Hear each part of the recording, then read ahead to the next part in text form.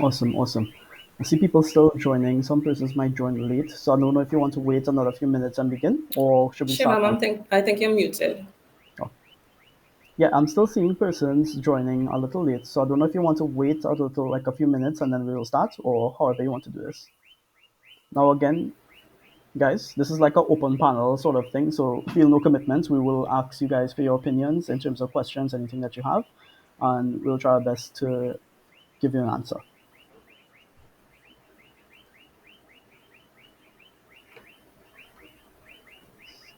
Yeah, so we could hold on a few minutes to see how many others, how many registered, Shimam?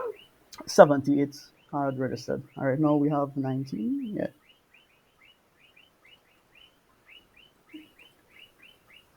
Just a few minutes again and we could start. But in the interim, the persons who are actually here, I want you guys to utilize the chat that we currently have here, or you could unmute your mics and ask any questions you would like to ask, or even type any questions that you would like to hear answers to during the panel. Yes, please feel free to communicate. We want it to be as engaging as possible.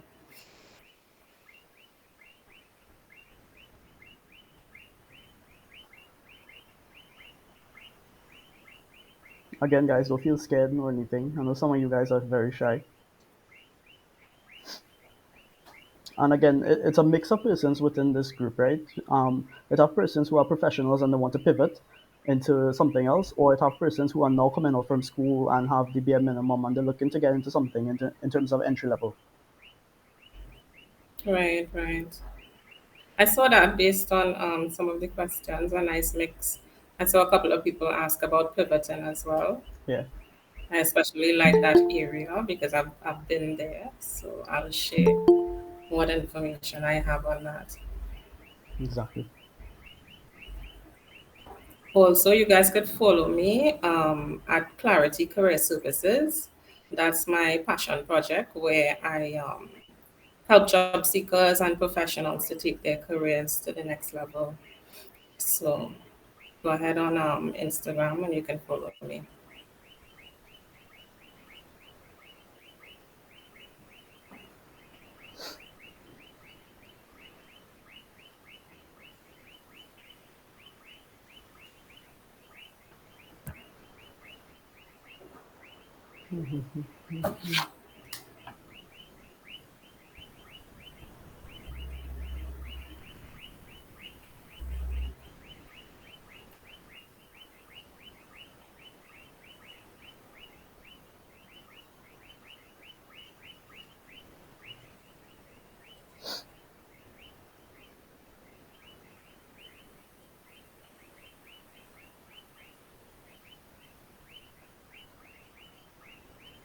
I had a question though.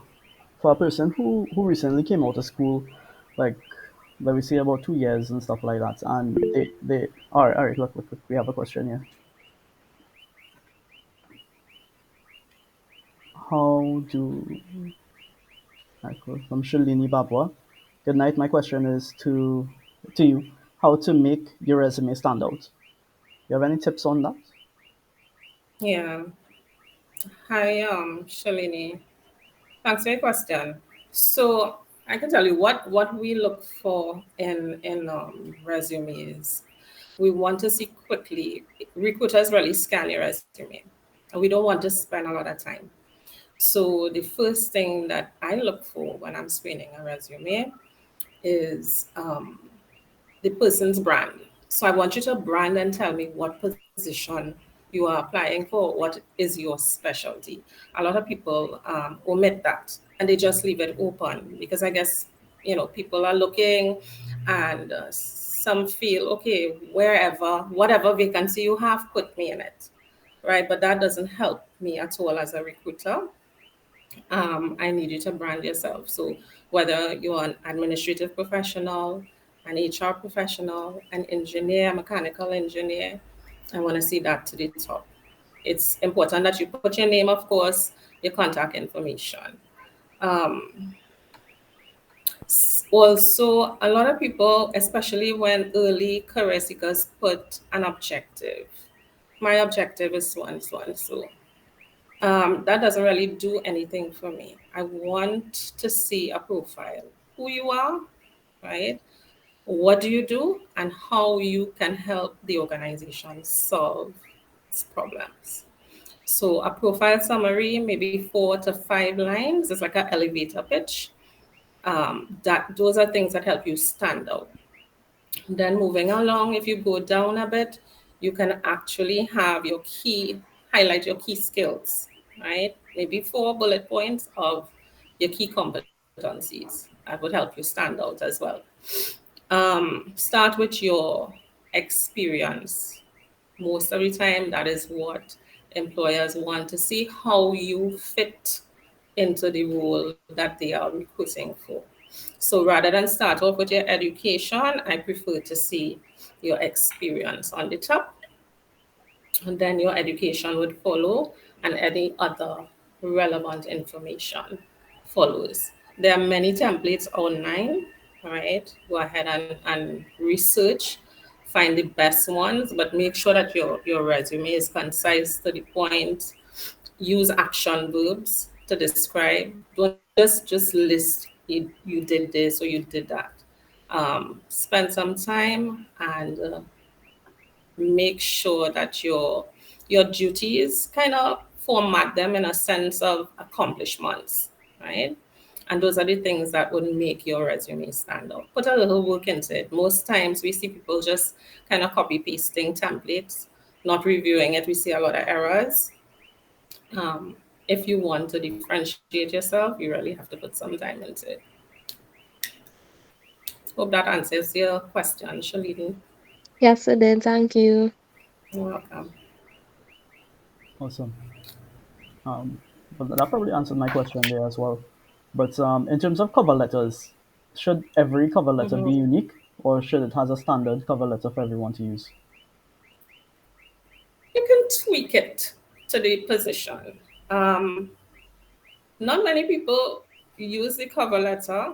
I like to see that your cover letter could help you differentiate yourself in a competitive market, right? It showcases your ability to communicate in a written form. And, if you can really catch the recruiter's eye with what you can do for the company, who you are again, what are your skills and what you can do for the company, it could be a game changer in you really getting an interview. Okay, okay. Yeah, that's very helpful. And good night again. Is the cover letter like your elevator pitch? It is. You introduce yourself via your cover letter, right? You state how you would have been made aware of the position. Okay, so with reference to so and so position, I'd like to apply for the role of whatever. My competencies and skills closely align to the requirements of the role. Here's how. Also, give some facts about what you were able to accomplish in your current role or previous role. Um, and something that stands out to the employer that will make them say, okay, this person has some skills that I want to talk to them some more. So it's a combination. Yes, your elevator pitch should be there, something to catch the recruiter's eye, right? We want to see how this person can really help us solve the problem. And again, there are templates all over the place. You can look for one and make it your own. Use it as a go by and just make it your own.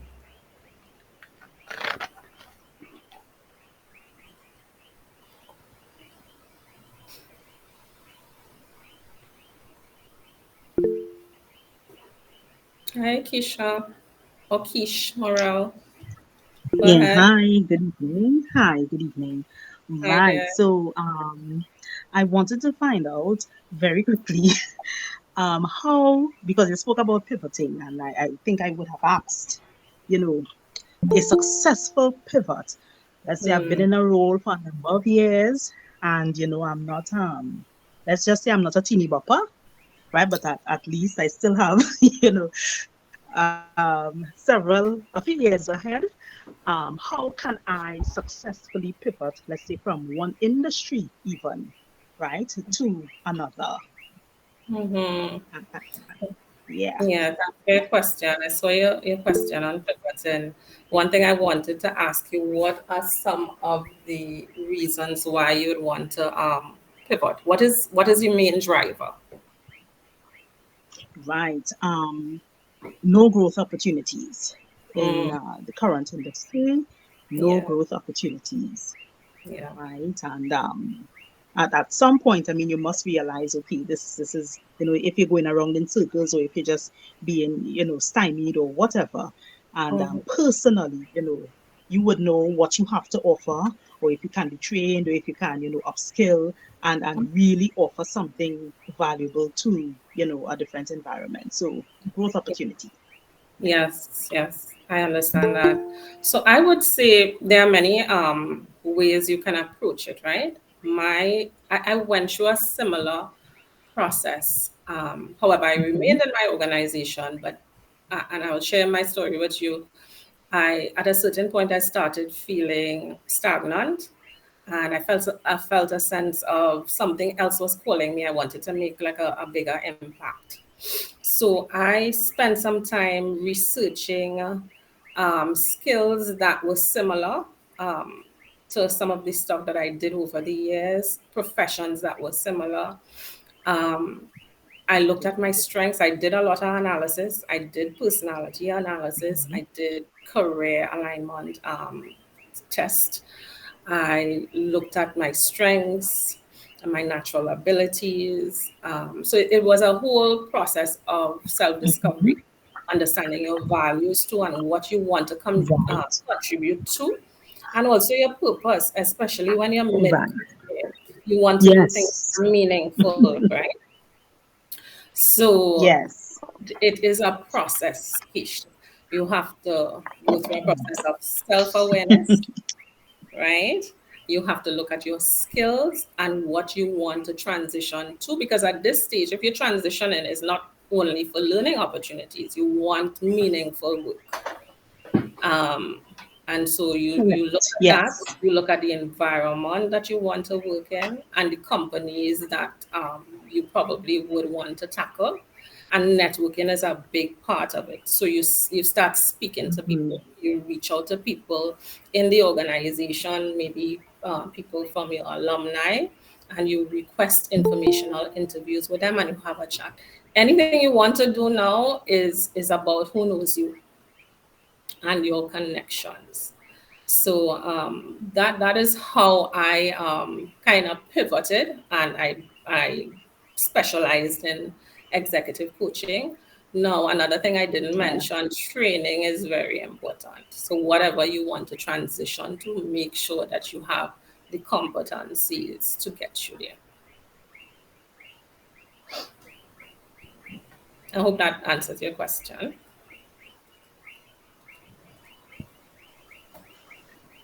Yeah. Yes, it does. At least it's a starting point, of where I need to, you know, get going. Yeah, So yeah. thanks. Thank you so much. You're welcome.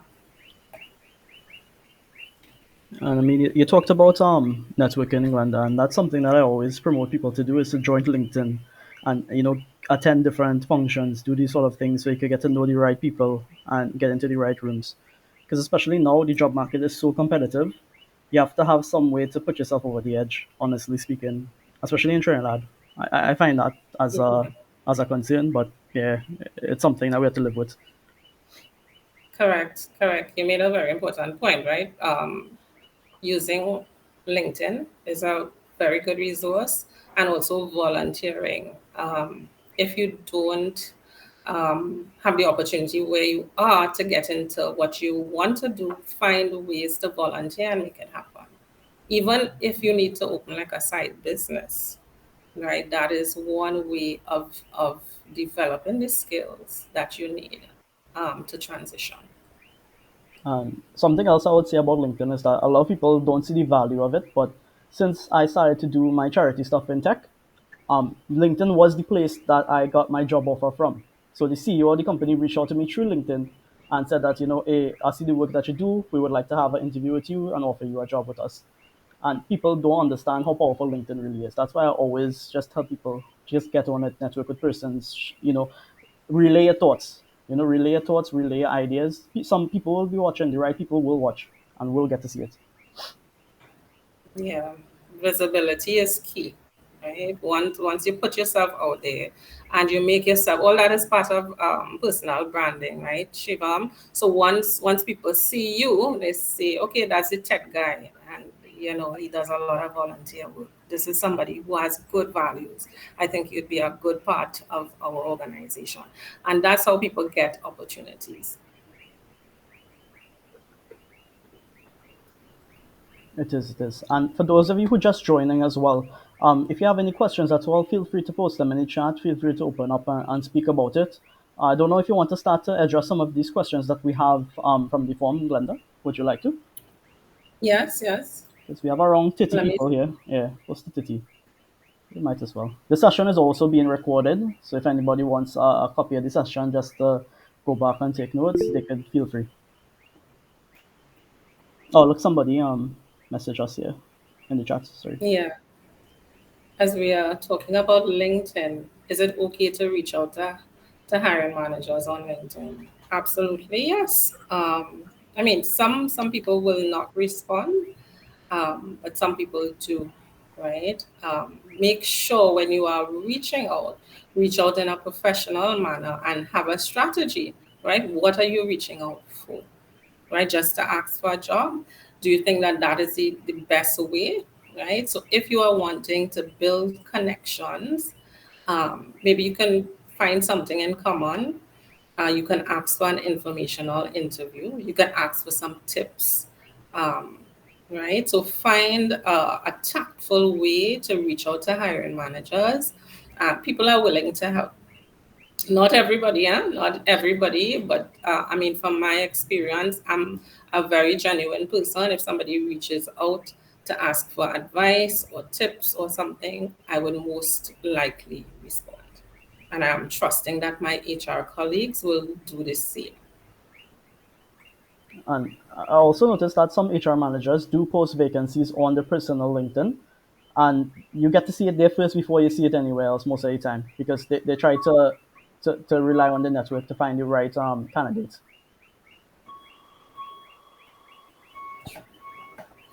Okay, so let me tackle Mhm. some of the questions that I have on the list here. You'd see me looking to the right. I have another screen.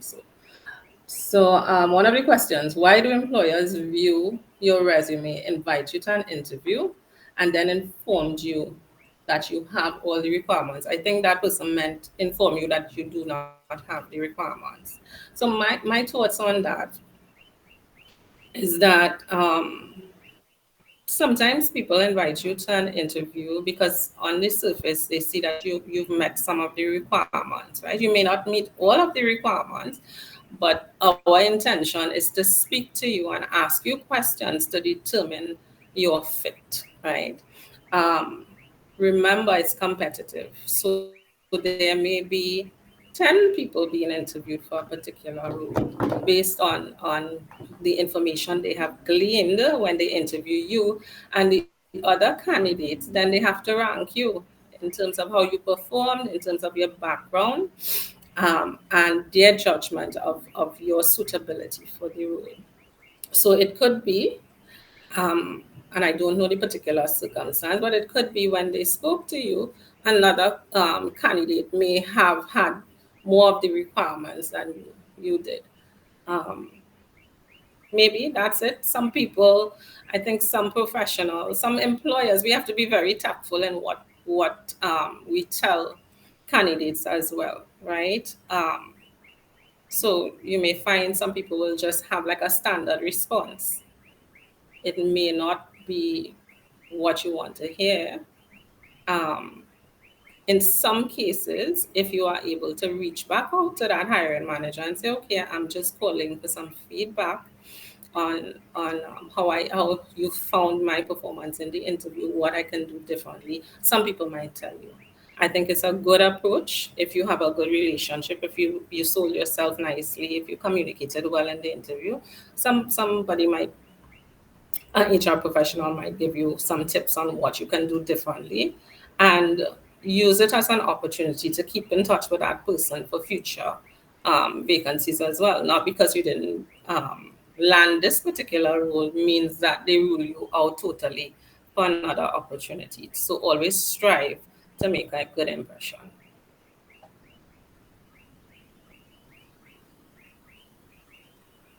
The other question was about how to pivot. There's some notes that I had on that question just to revisit it. Um, there are many approaches to designing the career you love, right?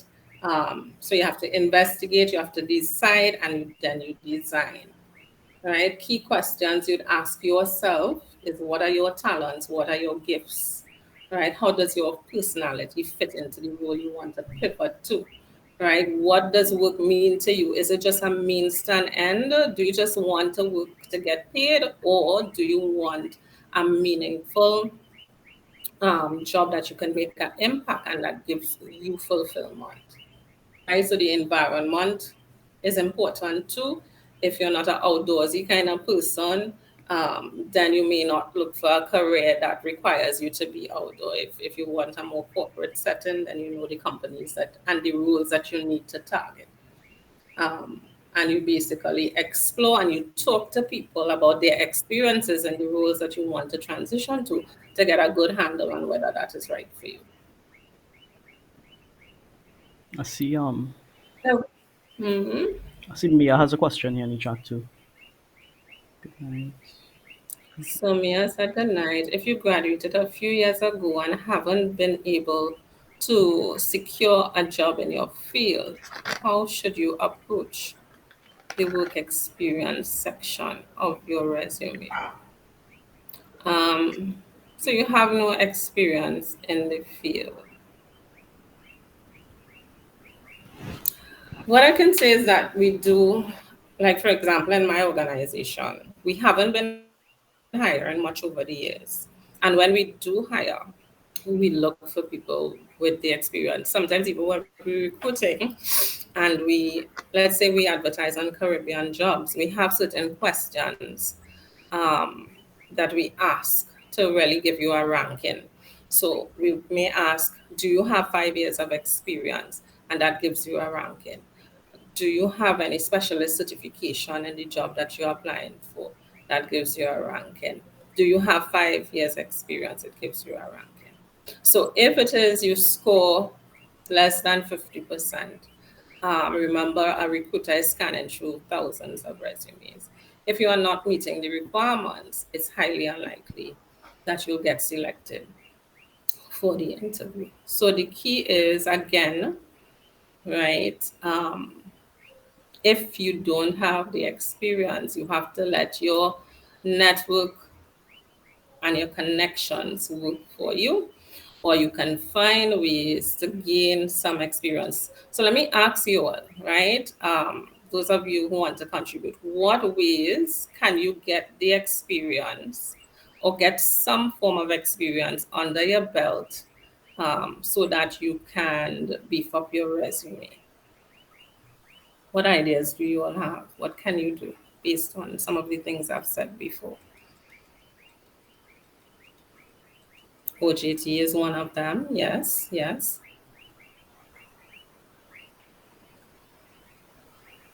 And certain companies have internship programs, graduate training programs, right? How do you avail yourself of these programs? How do you keep in touch of what's happening out there? Yes, Deepak says volunteering and internships. What about family organizations? Sometimes you have family members who have businesses, right? What can you do there to get some skills? It's work, it's a company, right? I have a daughter. She's 21 years old now, but She doesn't have a degree as yet, but we use some of these strategies and she has a job already, right? She didn't have much experience. She worked and supported some minor duties in her father's businesses that gave her some skills. And again, your network, right? You speak to people, you tell them what your aspirations are, and you let that work for you.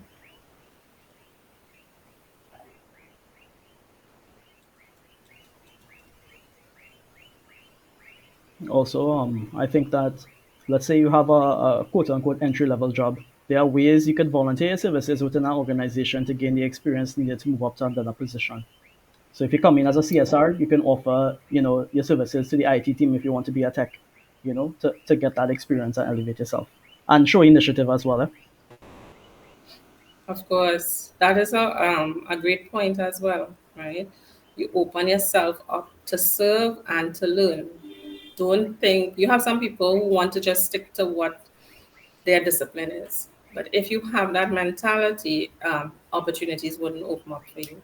So when you are at an entry level job, you have to demonstrate your ability to take on more responsibility, and that's how the opportunities come. You do that at work, right? Nice, Shalini. Keep on doing that. Attitude in the workplace is very important. So once senior leaders see that you are willing and you are able to demonstrate that you can help in different areas, you're most likely to get ahead.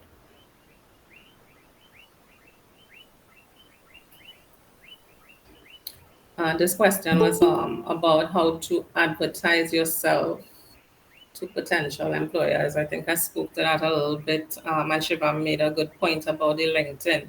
So, how many of you here, if you can use show your hands, how many of you here are on LinkedIn and very active on LinkedIn?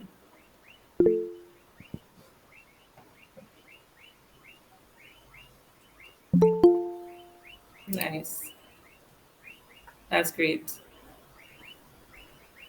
That's great. So, those of you who are not yet on LinkedIn, please utilize the platform, right? Optimize your profile and start posting. I mean, yes, it takes you a while. I myself only recently really started to post consistently, and I'm seeing where my visibility is increasing, right? Profile views, people engaging with my content, and so on.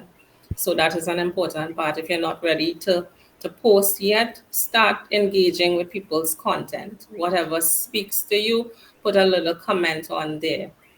Once I once you comment, people want to know who you are and they're gonna look you up. So it's visibility.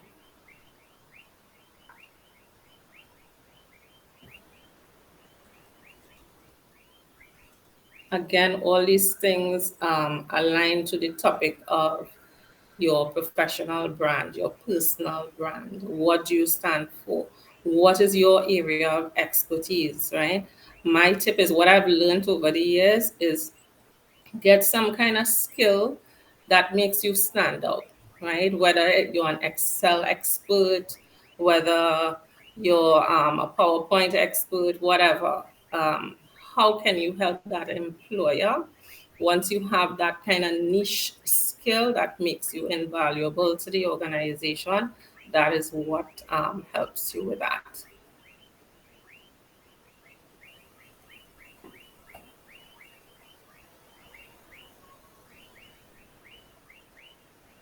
So I'll move on to the next question. Um, Somebody says, due to the recruitment process, I was asked to prepare a marketing business plan using the company's current product or services. The gist of it is that the potential employer may have used the information that the candidate worked on for their benefit. That's a very unfortunate and unethical situation.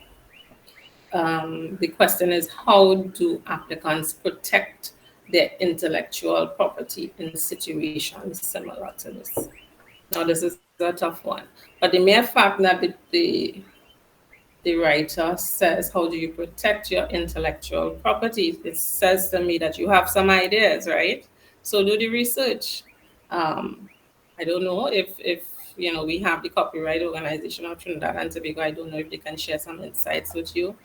Um, what I know is that when you are working for a company, anything that you produce while working for that company, whether it be a policy, whether it be a design, an engineering design, whatever work that you produce while you're employed with that company is the company's property. In the sense of an interview, um, you're right. I think the company is not supposed to be using it for that purpose. So I don't know. Maybe you'll I can throw that question back out to you. Any ideas there? How would you all approach that going forward? Because it's part of an entry process for the employer to test you. So if you don't do it, you're most likely not going to advance your candidacy. But I don't know, Shivam, any thoughts there? I mean, when you're in that position, you're kind of desperate enough that you really want to get through with this position and you want to show them that you have the qualifications and the skill sets, etc., etc. I wouldn't give them all the information. I would give them some and tell them to put me on a probationary period within the first 6 months or 3 months, and we'll go from there. Then you give them everything you want to give them and see how it could pivot. See what could happen. If they're willing to give you that Yeah, chance, you know, you would see what could happen. But it's really tricky, especially yeah, now. it is true. Uh, They could give an outline of a proposal, but don't go into detail. yeah, don't give them a secret sauce. Anybody else have any input there? Go ahead, Kish. I think too, maybe even though you're a young person, probably looking for a job or so, um, this is where again the power of the network. If there are legal minds in the network, you don't want something big and broad and whatever, but some legal advice as to how you can proceed, as to even as the person say, to protect their intellectual property.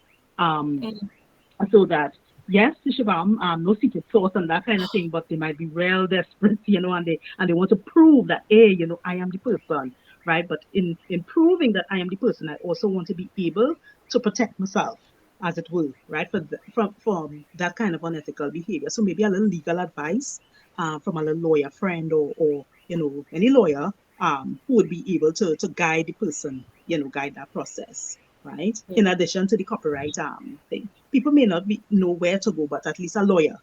Let's see, you could mm, probably start that way, with a lawyer. yeah, that's a good point. Thanks for that.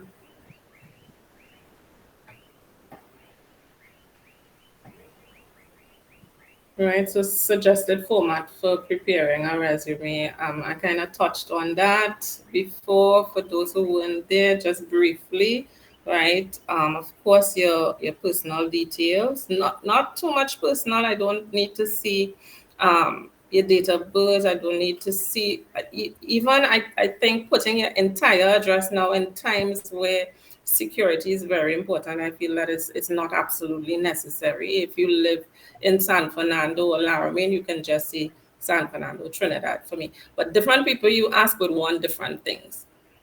But gone are the days that you pack your resume in with a lot of personal details. I see some people putting how much children they have, where they're from, the exact street number, the exact house. I don't think those things are necessary. So a heading with your name, your contact information. If you have a link to your LinkedIn profile, you can do that as well. Brand yourself. I want to know who you are and what you do. Right? Don't let me decide. I see a lot of people saying, I'm applying for any vacancy. That doesn't help me. You need to tell me what position you are targeting. Right? You're demonstrating as well that you know what you're about. Um, Career highlights is something that I like to see. So if you've been working for a short period of time, what have you accomplished in the time that you have been working? Put something.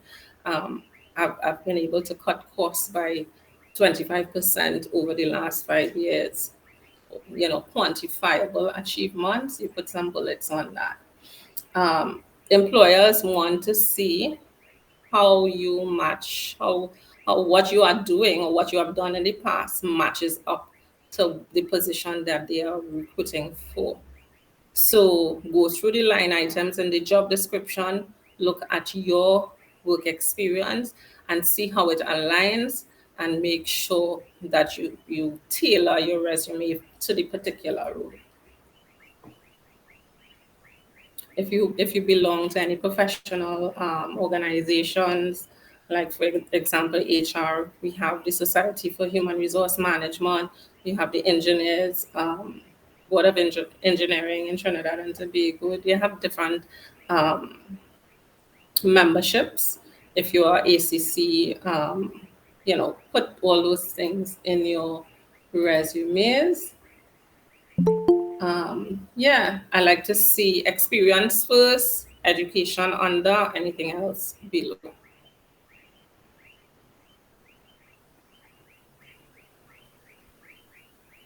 Job search strategy. How do you stand out from other candidates? My notes here is that it is a process, right? Job search starts um, it's not only just sending out a resume and preparing for an interview. You have to go through a process of understanding yourself. If you understand yourself, your strengths and your abilities, you can sell yourself better. You can craft a better resume and you can sell yourself better to employers.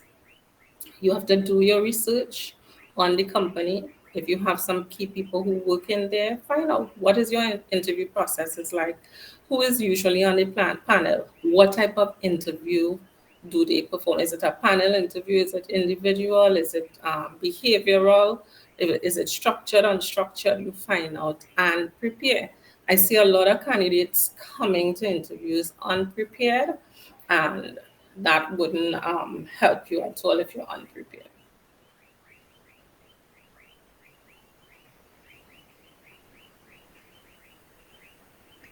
I mean, How to explain that? Go uh, ahead, I was Siobhan. I was gonna ask, like, you spoke about interviews. For someone who doing the first interview ever, they apply and somehow they got a response and then they set up the interview date and it's an in-person interview. It's not online. What would you recommend for them to build up the confidence? They might not have the social skills, or they might get nervous during the interview as well. It's the first ever interview. Yeah, it is key, as I said, to prepare, right? So learn all you can about the company. Um, do your research. To me, everything you can find on YouTube, you can get demonstrations on YouTube, even certain interview questions and responses, right? So do a lot of research. Speak to somebody. If you have somebody who is a professional in your immediate family, you ask them to spend some time with you and go through a mock interview. Once you practice and you go over how you answer the key questions that are asked, your likelihood of being less nervous would be better. Right? And then if you understand what type of interviews the company does, that prepares you as well. I see a lot of people coming in and not knowing about behavioral interviews. How many of you have heard about behavioral type interview formats? Show me by your raise your hands.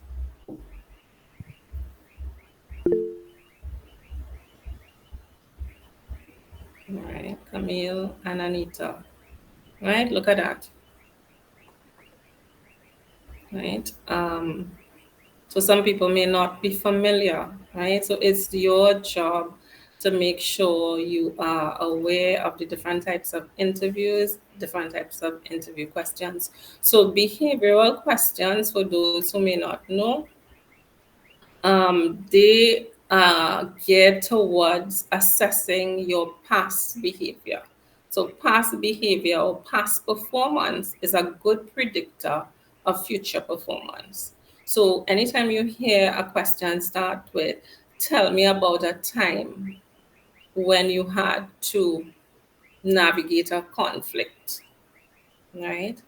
Those are the questions that are sometimes asked. Tell me about a time when you had to make your point clear to someone in a higher authority, right? Now, there are methods to answering those questions as well. Some employers may tell you, like, we use behavioral interviewing techniques at our organizations. And because I want to get the best performance out of our candidates, I may tell you, okay, use this SMART technique, right? The STAR technique, sorry. So tell STAR is situation, task, action, results, right? And you could always use CAR, right? What is the context? Give me the context. Tell me the action. What did you do? And what was the response or the results, right? A lot of people are not prepared on how to answer. If you're not prepared, chances are you ramble. You ramble, and at the end of the day, you are not properly able to demonstrate your competencies, and you will not pass.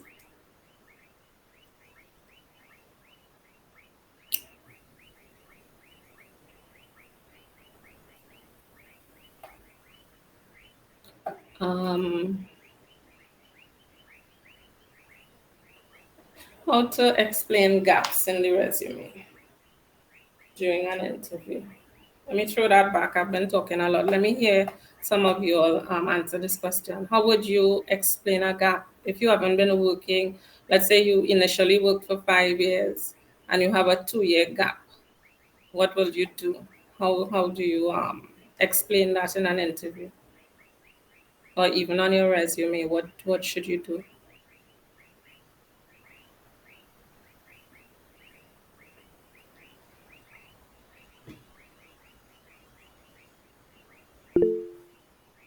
Yes, Deepak. Hi, good night. I hope everyone is hearing me well. Basically, well, don't really have an answer for the question, but I have some input. I'm currently in that position because I was working for 2 years at a certain period of time, but I'm off work currently for 6 months going. I do have a LinkedIn profile and I use that to build my resume.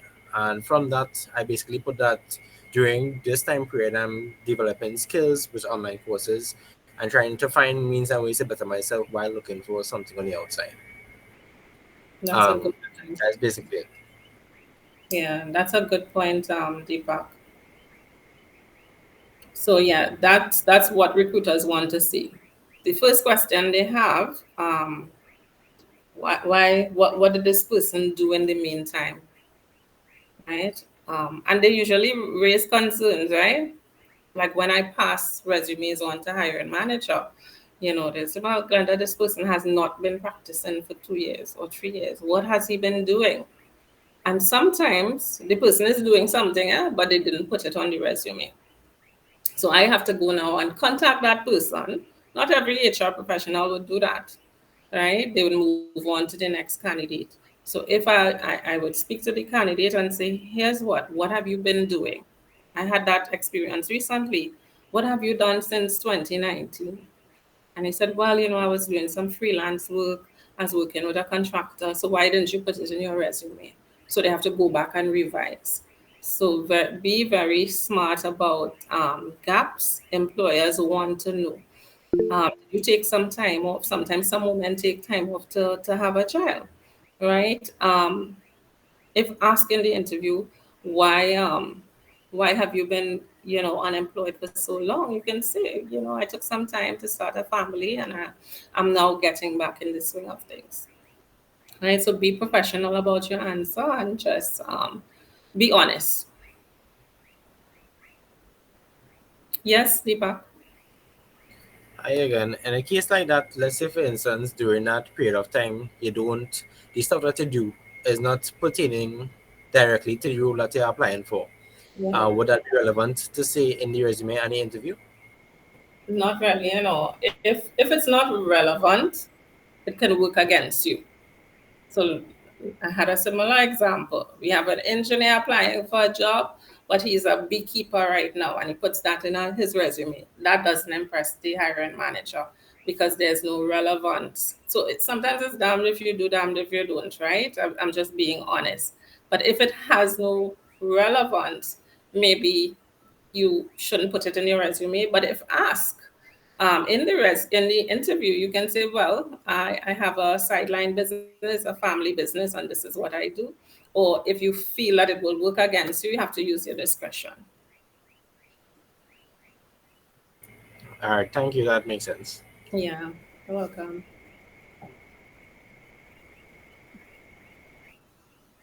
I think that would also apply to persons when it have people that do a lot of different certifications, and when they're applying for a particular position, they put all. They don't put the ones that would appeal to that particular position or make it look, it would look standing out kind of way. Yeah, yes, yes. A lot of hiring managers, they they really don't care about the things that don't apply to the role. So if some people have trouble cutting down their resumes and they list a whole lot of courses that they've done over the years that may not, firstly, it may have expired because it's so long ago. And it may not have any relevance really to the current role. So it shows us as well we need to always keep updating our skills. Um, and if something is not relevant, just leave it out of your resume if it does not value.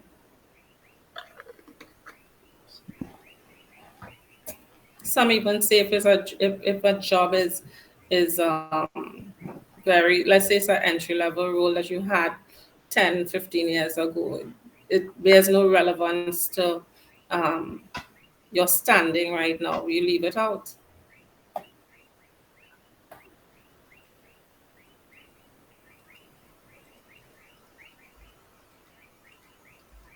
Does someone or the process of choosing potential candidates for a job? I kind of give a briefing on that when hiring managers or companies, they have certain criteria that they look for. The first thing they want to see is that you meet the minimum requirement.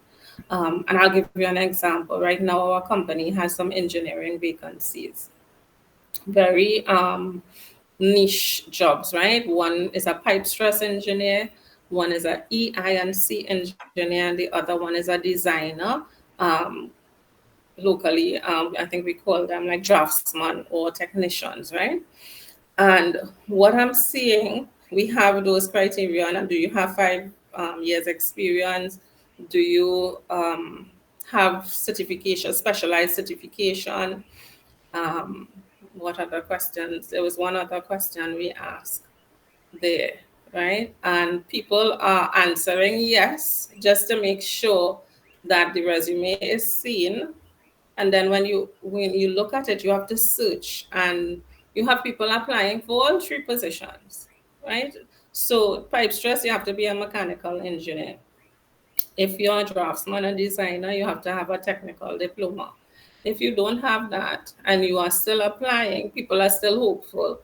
I don't have the requirements, but I still want to. Is that realistic? You have to ask yourself, is that realistic? It's thousands of people applying for jobs.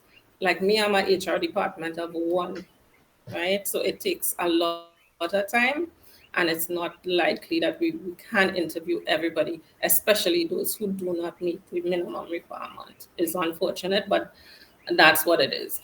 What I do is I try to keep a running list of all the applications, all the resumes in in a pool, a talent pool, and I revisit from time to time. If we have any vacancies, I may call you maybe a year from now to update your resume to see if you have gained some of the experience that we are looking for. Deepak. Go ahead, Deepak. Like you were saying, when it comes to when you're looking at a resume, you normally just skim through to see what is the relevant information that you're looking for. When applying to jobs, most of the time you send them through email.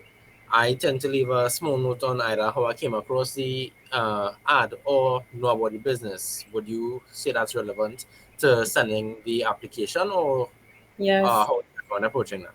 Yes, don't just send your resume alone. Send a little note introducing yourself, whatever you think matters. I saw this ad, I wish to apply. I meet the requirements in such and such how, and feel free to call me on whatever number. I think that is a nice touch. And remember, again, it's mailbox, right? So maybe a year from now or 6 months from now, if I'm going through my mailbox, all emails or so, I could still see your introductory email and your attachment there. And to me, it helps. Not every HR person have is hands-on like that. Some people have ATS systems. We do have an ATS system as well, and the ATS system captures the cover letter and the resume and everything.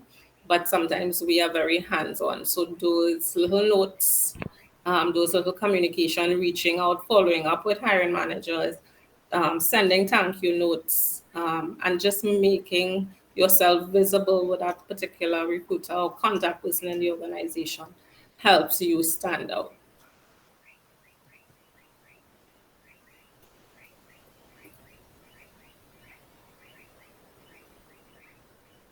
And somebody asked, does someone being nervous in an interview affect the interview? Yes. Um, I have been a very nervous interviewee myself, and I've presided over people who were nervous, so very nervous that they talked a whole bunch of baloney in the interview and they weren't able to demonstrate their competence at all. It's so unfortunate. These things happen, yes, but I feel when you come into it unprepared, and then some people try to put on a different persona. Just be yourself. Be yourself. I do admit that there are certain organizations, the culture of that organization is very formal, and you may be very well intimidated by the panelists or the people who are interviewing you. It's a normal reaction, but if you practice and you go through that whole process of self-awareness and personal branding, and you know how to sell yourself, you are less likely to be that much intimidated that it will negatively impact your performance.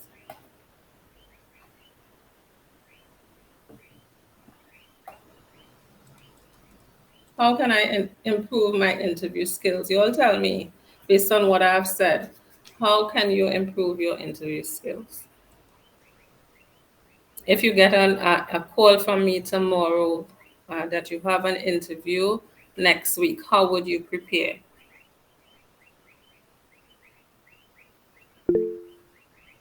Hi, Anita, go ahead. Hi, good night, everyone. So speaking from my own personal experience, I remembered in recent times having been called to an interview. The very first thing I did was Google. The internet is useful for so much more than just social media. So I Googled immediately the most common interview questions, and I made that list, and I started off talking to myself, reading the questions, and then trying to devise the best answer possible, and even going further as to do some more research on individual questions. And as you mentioned earlier, doing research, some background research on that particular hiring company, it always helps. So yeah, I did a lot of research on commonly asked questions, and that really helped me through my interviews. I mean, getting over your nerves and stuff, that is human. That is something human. So yeah, I was nervous as hell for the very first interview. Um, but yeah, just preparing yourself by looking at those common questions that companies ask, and you wouldn't believe, They came, right? A lot of them came, yeah, right? most questions are that you research are the questions that in the company would ask you, especially that those behavior type questions, and asking you, presenting you with certain scenarios. Um, how would you deal with conflict with a coworker? things like that. And you speak from your own personal experience. And I remember this piece of advice that was given to me. Even if you don't have that personal experience, What would you do? think for yourself, devise a situation. You take a minute, you tell them, say, can I just have a minute to gather my thoughts? And that actually shows the interviewer that you are really taking some time to give them the perfect answer, or something at least close to what they are looking for. So that was something that helped me in those couple interviews that I would have done in the past. Nice, very well. Very good. Thanks for sharing.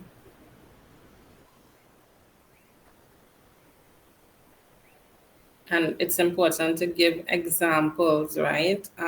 I remember doing an interview some years ago, and the interviewer kept asking, "What did you do? What did you do?" Because I kept saying, "We did," and "we did," right? But interviewers want to know, what did you specifically do to get the results? They want to see you demonstrate your capability.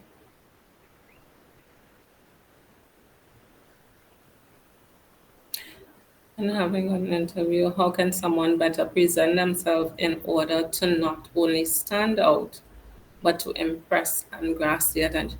Listen, if you go in, my thoughts on that is, I recently interviewed somebody who worked with us. He worked with us previously. He was actually kind of recommended by somebody on the panel because they know he worked with the company. But from what I gather, he came to the interview to impress, and he was not himself, and he faltered miserably. Right? Um, Even the person who recommended him was very embarrassed, and he said he doesn't know what happened because that person performed the duties. However, he wasn't able to demonstrate that he even performed and was a credible candidate for the thing. So be yourself. Um, Impress. Don't lead with wanting to impress. Demonstrate your capability. Demonstrate how you can help them solve their problems, and try to connect with somebody on the panel. Find some commonality. People want to see that your values align. So, and ask questions. What I see as well, again, a lot of people, when we give them the opportunity, do you have any questions? They drop the ball. No, I don't have any questions. People are afraid to ask questions. Prepare your questions. It's not only a one-way street for the employer to interview you. You have some questions because you want to determine. Yes, the job market is rough, and like the chances are, if you're given an offer, you'll take it because you want a job, right? But if you are a competitive candidate and you have options, then it's up to you to interview the employer to make your pick. Is this a good organization for me? Would I last here? Do they treat their employees well? What benefits they have? What is the culture like? What work-life balance looks like, right? What does success looks like in this organization? How do you promote employees? How long does it take?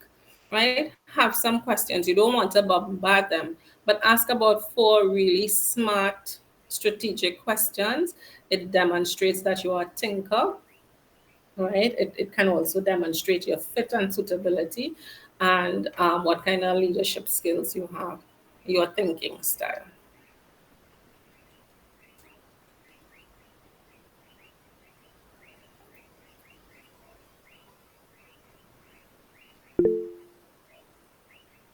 All right, so this one is for, what advice would you give to an individual who has just finished university and has limited work experience in navigating the world of work? Yeah, navigating the world of work is tough, but I mean, I've given some strategies. It's very important to make some key connections. You may have relatives who are professionals who work with certain companies. They may have a friend of a friend. Let everybody know that you're job hunting. Also attend different forums, their job fairs, their reach out to people on LinkedIn as well. Ask for informational interviews. Here's what I'm an engineer. I'm a whatever professional. I'm a management student, a management graduate. I'm an HR graduate. Looking for information on how to um, navigate what is working in HR like, right? Something, find some common ground to request some tips and build your network.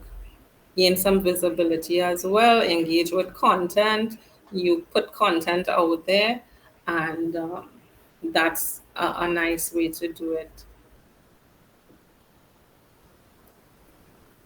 How to move from regular staff to management within the same organization, how to get managerial work experience. We touched on that earlier. Volunteer, be a helper to others in the organization, communicate your aspirations to management, right? If you're in a lower level role and you want a higher level role, tell them, I am aspiring to be engineer. I'm engineer one. I'm aspiring to be engineer three in 2 years' time, right? What can I do to get there? In our organization, we have competency matrices for different roles. Um, and it's basically an outline of what different levels of your field, what your competencies should be, and what skills you should have. Um, if your organization has something like that, get familiar with it, right? Highlight where you are now. So look at the job description for where you are now and the job description for where you want to be. Highlight the gaps. So if it is training you would require to get to the next level, then you know what you have to do. If it's a certain amount of experience, certain tasks that you need to get familiar with, and you're not doing that right now in the role, you have to ask yourself, how do I become familiar with these tasks? How do I get to do these tasks? So if you're working with Jane is in that role, then you volunteer to help Jane so that you could understand what Jane does. So in a few years' time, you can say, hey, I've been supporting Jane and I know how to perform these tasks.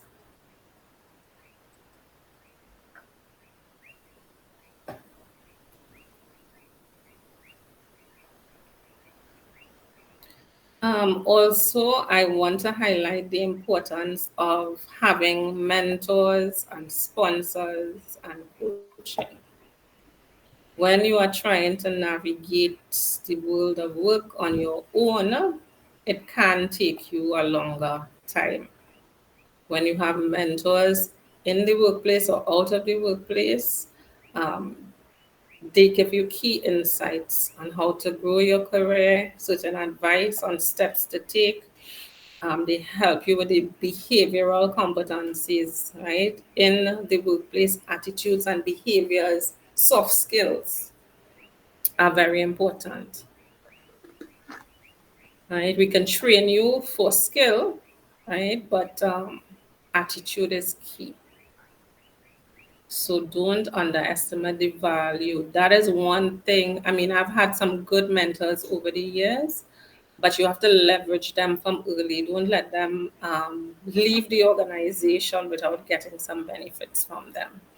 And earlier in my career, I didn't have access to coaches, and now you have so many people offering these type of services. Yes, you may be unemployed and you may not be able to afford it. Look for people who volunteer their services to you.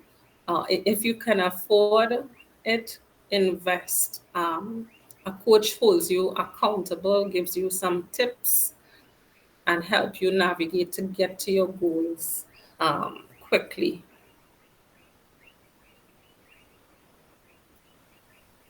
This question is on resume writing and interviewing. We touched on that.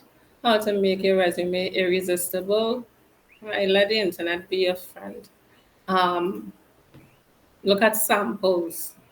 right? If you have friends who landed roles, look, ask your friend, can I see your resume, right? Look at the ones that are succeeding and ask them for some input or insights or help. Best degree to pursue. I mean, that's a tough one, right? What is best for you? It is important, again, to know yourself, know your strengths. There's a quote, when you do a job that you love or something that fits into your natural abilities and skills, you don't have to work a day in your life, right? So look at what there's a need for in society today. A lot of people are getting into things that um, they don't have vacancies for in the country. Doesn't make sense studying, getting a degree to be a chemical engineer, and that's just an example, if there are not many opportunities in that field locally, right? We have a lot of people have engineering degrees and they have to transition to something else. Nothing is wrong with that, but make sure you are up to date on the trends. Um, I would always say get into a field that you like and that you have a natural inclination for. Don't underestimate the value of skills as well, right? If it is a profession that you don't necessarily need a degree for, but there's some specialist certification that has more value, then go in that direction. So you have to do the research. Again, if you need some support with that, you have professional coaches who can give you certain assessments to take, right? There are career assessments that will determine the careers that best suits you, because that's something a lot of people are confused about. They don't know what direction to go, what they like, what they don't like. So you may have to do some career assessment. It will tell you whether you're a social person and the social sciences are good for you, or if you're a mathematical person and the sciences are good for you, or engineering might be a good fit, right? But those are things you can explore if you are confused or directionless at this time. And just continue to explore, right? My advice is to continue learning, doing different things, and seeing which one sticks, which one you enjoy. So you might have to, again, volunteer, start your own business, um, look for internships, look for opportunities where you can gain some skills and see what you like, and try out different things. Do different short courses and see.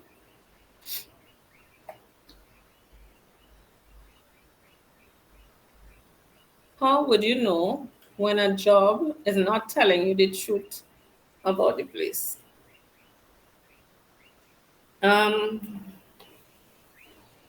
what comes to mind with that question is that there are a lot of scammers around the place right now, and they are seeing job seekers as a target, right, to outsmart and scam and trick you into maybe paying them some money, right? Recently, the police had called our organization some years ago to alert us that we had some fraudsters pretending to be employees of the company, offering people work, telling them that they have to pay for certain training upfront, right? Charging like $1,500 or $2,000 to get work with this particular company. Um, Offering to meet them at certain strange places, and you have people so interested that they are falling for these scams. So be very careful. Anytime you see people are hurrying you up to pay for particular courses, reputable organization don't charge you to register for work. They don't charge you to do training beforehand. They don't send their representative out to meet you by a junction somewhere or by a house somewhere. Those are the warning signs. that it's not right. So be very careful. We know the crime situation is high in this country.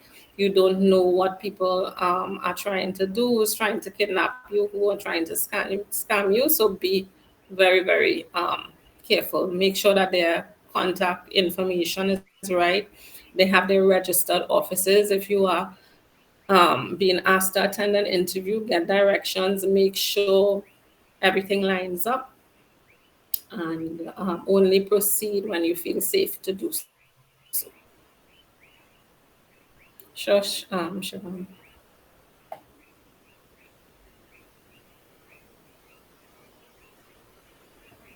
Has anyone on here had any experience times? Deepak, your hand was raised? Oh, Or do you know somebody who I was was gonna scammed? put some. Sorry, I was gonna put in some input, but I realized it's like it was about to change the topic. Yeah, Um, go. I never had a particular experience when it came to false advertising or like scammers and stuff like that. But what I did have was, let's say for instance, you go to an interview, it goes well, you know, with the interviewer and the employer and stuff. They educate you about the work environment, how it's very professional, and they keep things a certain way. But when you actually go into the work environment now, you realize that what they told you is not Mm, true. yeah. And it's basically opposite of what they told you in that case of it's a toxic work environment, and you don't think it's best for you or healthy for you not to pay in that way. uh this is actually part of my personal experience, and within 2 weeks I actually left the job. One Mm, of the things for me is that how would you recommend handling a situation like that? And for instance, would you recommend putting any, well, let's say for instance you work longer than 2 weeks there, approximately a month. Would you recommend putting that on your resume depending on the position? And how would you mm. recommend dealing with toxic environments and let's say HR not being fully honest in the company that you're going to be working for? Yeah, that's a good question. But let me throw it back at you. What would you do differently based on that experience?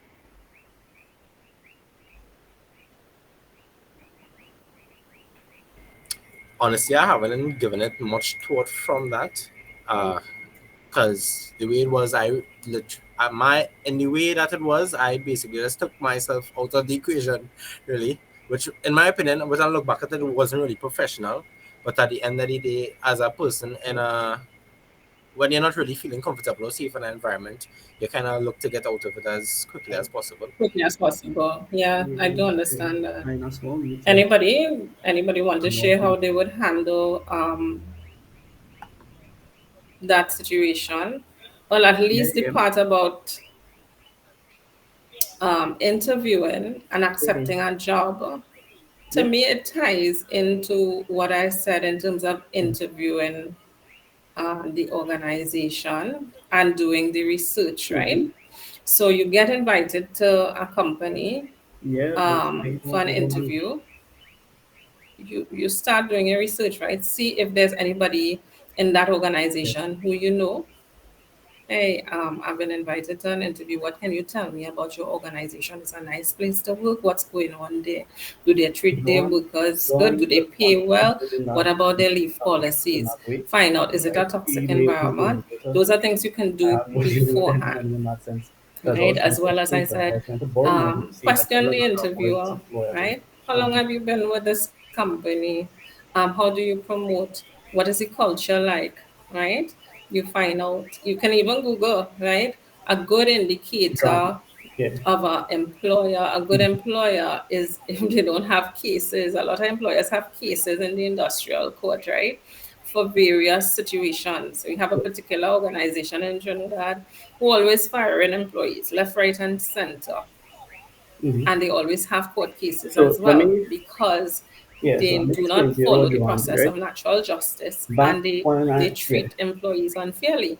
And when employees know their rights, you yeah. may have So back unions when I had working the for them, pharmacy and or stuff, right? some He employees wanted may to do an join investment unions to on bring me their to own. Kumasi to be a And that's pharmacist. another point, right? So You he are made free his to arrangements join to get me any on myself. union So for me in a way, because we did the deal prior you to that wish engagement, to right? He got represent money you from in what the he did case of that came from Autotech marketing or whatever it was before, challenges in the workplace. right? That goes So from him. So that's I don't something know you who he need made to arrangements explore with and as stuff like well. that. I never So that's how I would answer that question, Deepak. Another talk I on would the body find of out all that I can about the the only company thing that from people was who that work Joanne was there. in an I investment would capital question together them with my in money the as well interview as to Mark, get which is the advisor, insight from, to go and and invest in the based coconut, on the which insights that I get and the vibe that Joanne I did get, I receive would back know if majority it of his makes investment sense to from Autotech was worth accept 10,000, which he could have that certainly made later. role. I don't know where else he got money from, The other question right? you In that have investment. is He then if it's told a us short how low stint, he ended up taking money from I and wouldn't put it. If it's a so, short stint and that you whole drama, leaving the way you and he was did, trying it to get didn't back matter. money. It's 1 month, So less he than could a have got month. paid back, right? It And he has got no value to so your resume. that's what Don't it was. add it. Yeah, I never went and say that, I wanted more I money for really this appreciate Especially, that. investment, but he did, but he went. Informed me about a few mistakes that And I I didn't made. tell Johan to go to, yeah. So yeah, so I going didn't tell him to forward, go. that's what I'm saying. Make sure to ask questions that will help you decide if it's the place you want to be. Hi, Galen. Go ahead and ask your question. Hi, can you hear me? Yes, I'm hearing you Okay. loud and clear. Okay, great. So just to He follow could, up on what Deepak was just saying, he right? could look at photo or whatever, How would but he you, remain how in the should to you him as him. address that? Even if they have to look So at okay, so bottom, I but was he with a still is the company person, the and key person basically in the interview responsible everything for went that great. They hired transaction me for because my experience. I he knew that basically the A went and paid salary B would not and put it match together with my other money to experience, go and but receive, they promised which me I know involved in opportunities to secret. grow and Yeah. all of that. Starting in the job, then you realize it's nothing was true, So and we have to take it further. And it's then he wants to, there was no and then structure. apart They from that, he ended up wanted calling my all name of in the it as well, tidbits from the saying that I previous told you organization I responsible was for with. it. They wanted He all the wanted to secrets. They have a wanted the this, the conversation that, with which, and I ended up resigning from the job after 4 months. So when you get an interview mhm. now and they ask you, well, why did you leave this position? Do you be honest about that? It was a toxic environment. I wasn't feeling To come out there. fulfilled. I felt taken advantage of. Or Mhm. do you have to maneuver that in a different way? Yeah, you have to be Yeah. careful of how you put it across, right? Because some people He just may wanted to get form himself the out of the whole thing. perception that, you might be the problem, right? If you say it's toxic and whatever, whatever. So you Mhm. can tactfully say that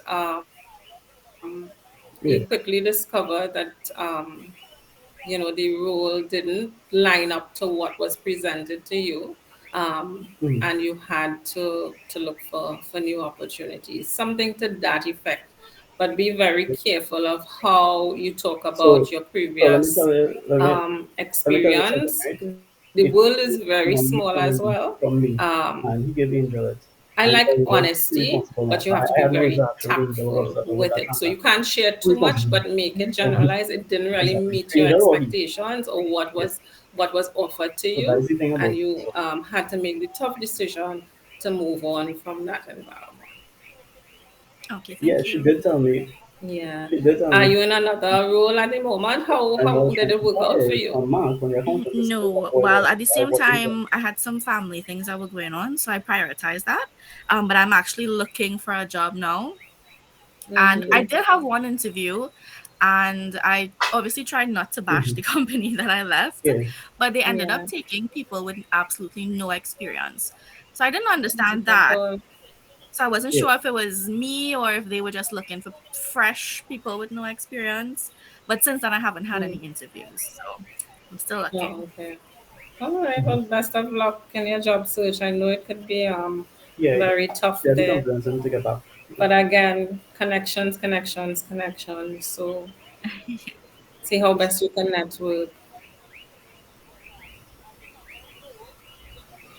Yeah. And the thing is, Again, this that was question is that the how do company you he took the convince money someone he to from hire he took for you investment in terms of that with was for not corporate enough tech work marketing for the auto experience, parts and then right? it Remember wasn't the about know, responsibility like, for and anything. trust So this is a whole factor. separate with the And money being used for something else now. once you That's get the thing. people But who can put in a yeah. good word for But you I could see with how the he wants to blame employer, the blame on it me in would that be a sense. I have no better say in Epitech. chance of I you never asked getting him the to pay job. cash I've seen in that people sense. If it who comes across that have way, not all my met like the job requirements might be fully for a suppressed role, because I but didn't because they yeah. had a strong person in the I actually organization who could have vouched for them, they would have gotten a chance. And sometimes they were able to shine in the interview. All you need is for somebody to put in a good word for you to get you the interview, and you have to do the work to mm-hmm. land the interview. Or sometimes the person has so much No, weight in she the needed and she organization needed to get it. that you are even I didn't hired have money to despite the admit. interview process. So that is what you have Exactly. to work. He I has money know too, by the way. when you are looking for a job, it seems very unfair. I see people And lamenting all the time, he had his friends and opportunities when he got back family his and investment money whatever, but to that's put it how out. it So works all you can just around the simply take world. it and I don't know If if you you go on even YouTube and you search career coaches depending or on the HR information, so professionals, it all diffuses of them with their and this channels and any is going to be intrusion the on my time in same a sense. theme right through. Build your And depending on the connection. It's report, not about yeah, who you know, but who knows you, right? So that's the only way you can to really get through. There's a hidden job market. 70% exactly. of And jobs are this filled not the first time hearing through things about drama. referrals Like the people that I and put him in touch with for the through work and stuff, networking. they have been going about him as well. When we Yeah, so advertise it into more. positions in our organization, most of the So applicants do not remember meet the requirement. Just a remember on this handful publicity day by Ali and of you Media. all are meeting He the caused real requirements. drama with his And past I and stuff. sometimes He have basically better luck when I call because up he used to contacts, market when I and call do up people stuff who and worked with us he was supposed to before, help pay rent and and I no and he say, never wanted to pay here's rent what and it was we out have a and people vacancy. and get Do vexed you because the know world didn't want drama. anybody? We even put it out there to our employees. We hiring those are the people who meet the requirements more than people who apply And to jobs yeah, from the outside. he take all the parts he take all the parts from where Black Eye had his auto place and I don't know what he do with it. Because I was getting a sale to sell out all the parts for him so he could make up his money to do what he do and he didn't want to do that. He keep off What are some and stuff for legit money too. online sites that people can visit to do courses? I'll leave this one for Shivam to answer when he comes on. I know he has a running list of um, Yeah. online places for you to do We need to courses. sort it out. Yeah. We need to How sort it do out. you create a good career? The notes that I have on that is that attitude and behavior is key at work. Continuous learning, right? Let continuous learning be part of your journey. And Always I'm waiting seek you to this number. stand out by So the having thing with this sim some is appreciation. You know, you're looking specialized at work appreciation. So I certification only under something your working belt. really. So I work off of Look it. at where there are It would be gaps really tough in your sometimes. organization But or initially, gaps right, in from the organizations that first, are whenever looking I for had no people, and you interaction can from the get these bottom one, insights basically through get people investment from her in that way who that work she could there, attest to that as well. right? Somebody Right? could say, "Oh, my boss Right? always asking me to do Excel. Excel is a part. This is a skill Why that she bring has to somebody do, and else? she hates it with a Yeah. passion." He could take that money Right? with So anybody if else you and they have could be that using kind also. of No, skill, you that could tell doesn't that matter. person, "Hey, I'm an expert at at Excel. Have a look at my resume. Maybe you can tell your boss about me. I can do such and such." Right? So look for Exactly. areas in which you can specialize and set yourself apart. Mm-hmm. Yeah, Deepak. Go I ahead. have a question. Good I'm not sure answer. if it would be relevant Yeah. for I the sorry type about of that, Johnny. meeting that So we're me, I having now. cannot be a But situation. let's say, for instance, you're in a career, you're in a job, right? And Yeah. you've been working there for some time, and your HR manager and your managers and so forth are accustomed to having a certain level of work effort from you being put into the company. I guess for each and every one, they have different parts in their life where they either have a burnout or they have certain stuff that may allow that they may drop the performance that they are not accustomed to putting into the company, and someone any higher position in the company may see that. How should you bring that across to like a HR manager or someone else, or how do you deal with something like that? Letting someone know that, hey, you're not dropping your quality of work, but you just have basically you're going through a burnout per se. Mm-hmm. That's a good point. I mean, if you have a good relationship with HR or even your supervisor, right? Your supervisor is supposed to be checking in with you. Hey, what's happening? How are you performing? How are you? Is everything okay?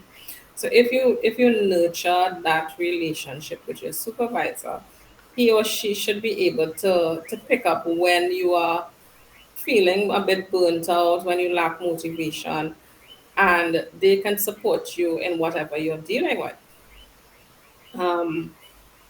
some people they have good relationships with their HR representative, and they are able to go to HR to get a little counseling or to get a little advice on what they can do. Sometimes it's maybe you're not gelling well with how your boss is managing you. Maybe you have a micromanaging boss, right? Speak to somebody senior in the organization who can give you some advice. Most organizations have what you call EAP services. If your employer has EAP, that's something that most companies offer, but not many employees avail themselves of. If you have those type of services, go talk to somebody. They may give you some strategies, or just letting it out can help. What are your thoughts on that?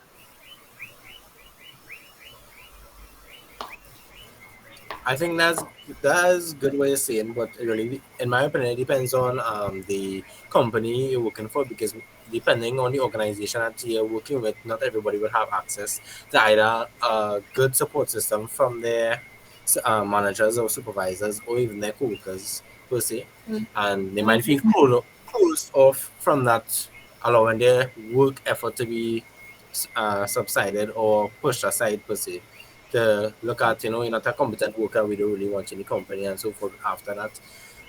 But uh, Mm-hmm. So my yes, question to you, what I was going to say just slipped my mind. Sorry about that. that's okay. But the box stops with who at the end of the day, in your opinion? Stops with you. Basically, you have to decide, what you're going through and how you're going to deal with it. Because at the end of the day, I know what I said was, that has something to do with the corporate side of it. But as a person, you should be able to know how to deal with your own situations to better provide, to not affect your work environment per se.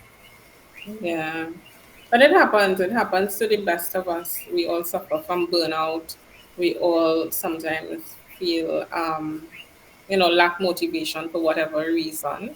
The key is to recognize it, and seek help. Seek help, either from a mentor, a coach, or do some research on what you need to do to break the cycle. Right? If it's burnt out, if you're working too hard, maybe you need a break. Sometimes it's just vacation. A lot of people have vacation that they don't take. Take some time off from work to reflect and relax. Take a little vacation, do something nice for yourself, and then come back to the grind and see how that works for you.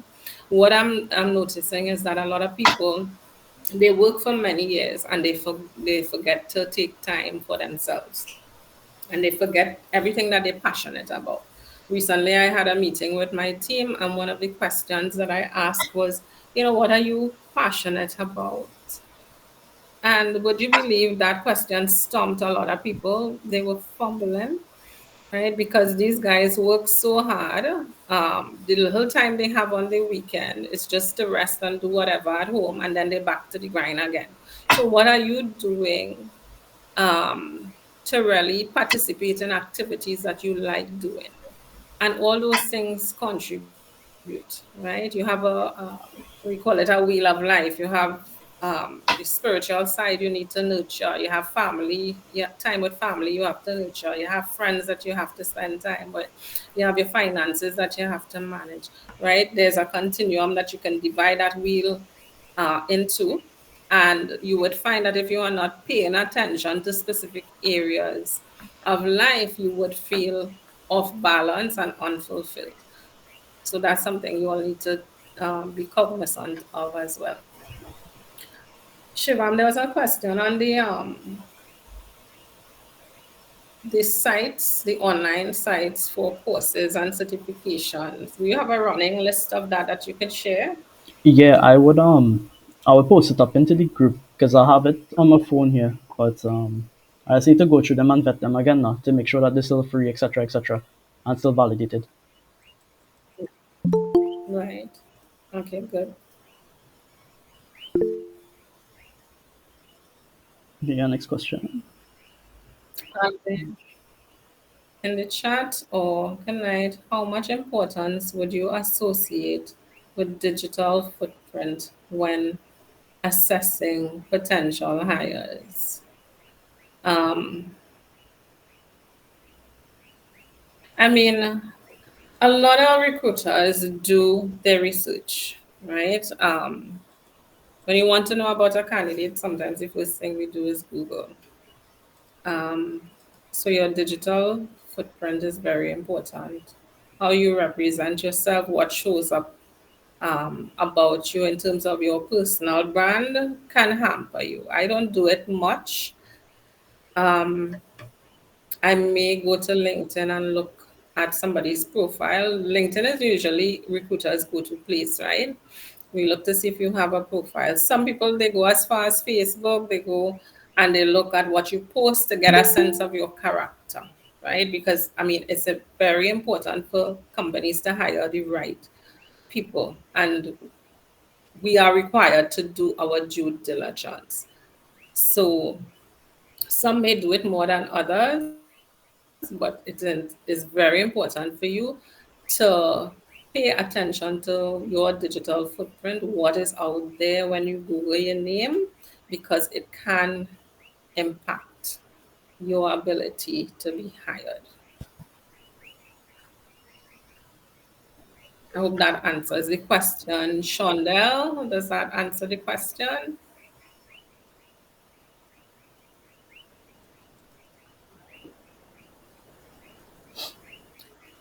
And then Tafisha said, I've noticed that most Yes, admin thank you. jobs. Okay, nice, Shondell. Do you have things to worry about on your digital footprint? No, no, not me personally. I just tend to recommend to a lot of my colleagues that they should take a look at it, and they argue that it is not that important. So I just thought it would be good to get a professional's view. Yeah. Every employer is different. Some people have the time and they really do. They put a lot of effort into doing due diligence. Um, it's important to represent yourself all around and your personal brand all around on all platforms. So you have to be careful. Admin jobs today require accounting experience. I have 5+ experience in the field, but not accounting. What can I do to fill the gap? Okay, Tafisha, what do you think you need to do to fill the gap?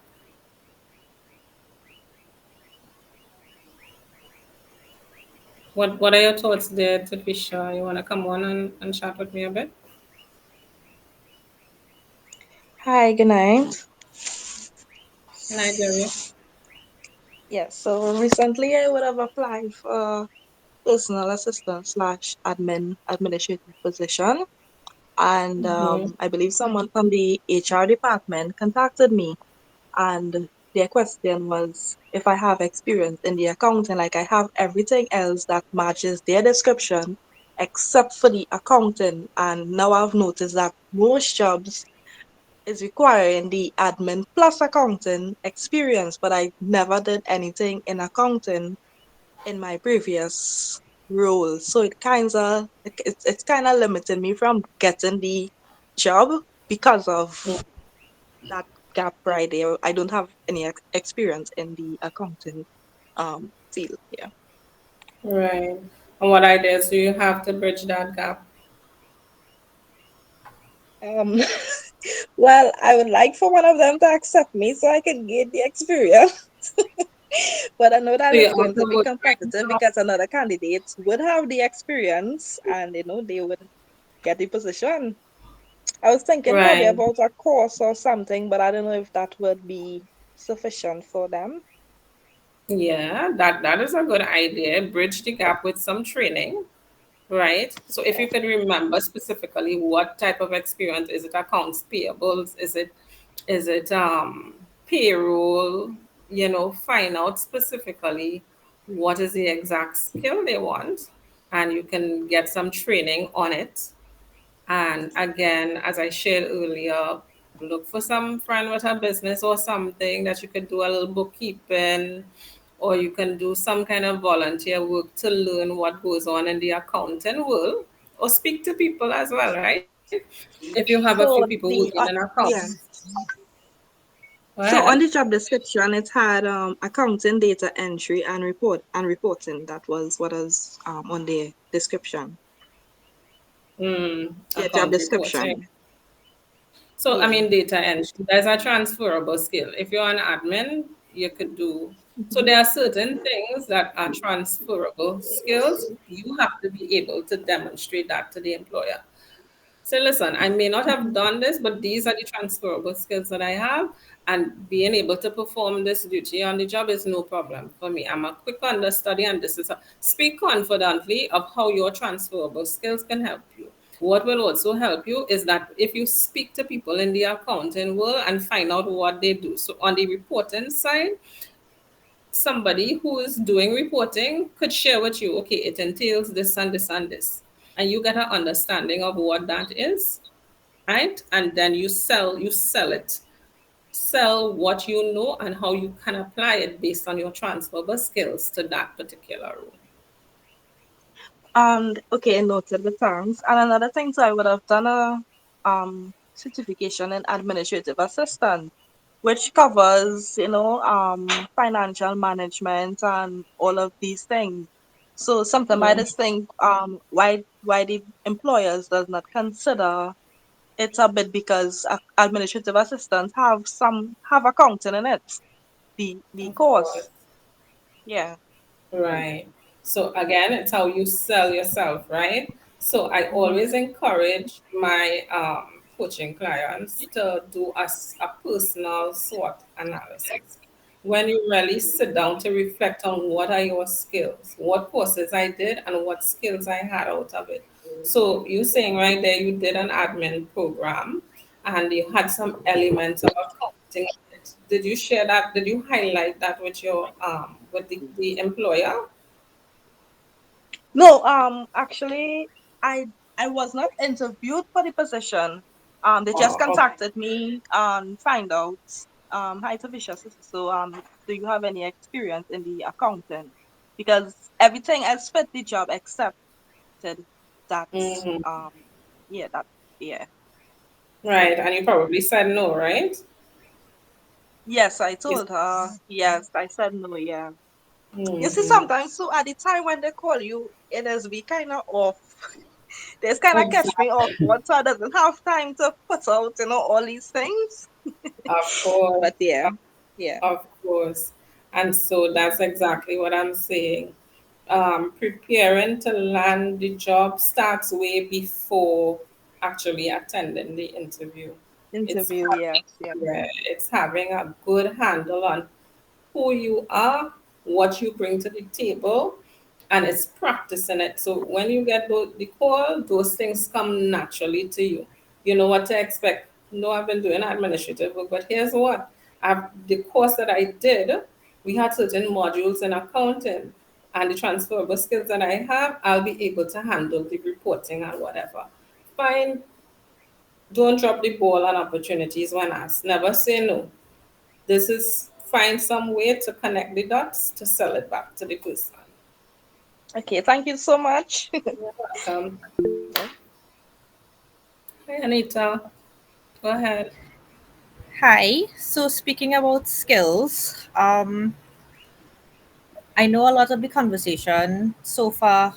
I would say it's more specific to the private sector.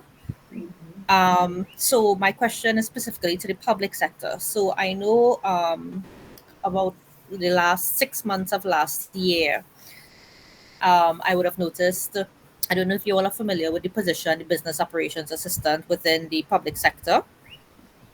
Um, there was an assessment circulating from the Ministry of Health, whereby they would have tested you on various things, and I must say it was it was really off-putting for some of us because what happened is that it started off with comprehension. It felt like you were writing an SEA exam. Mm, It started off with comprehension, which I know is relevant because I know a lot of people tend to read things and not understand what they read.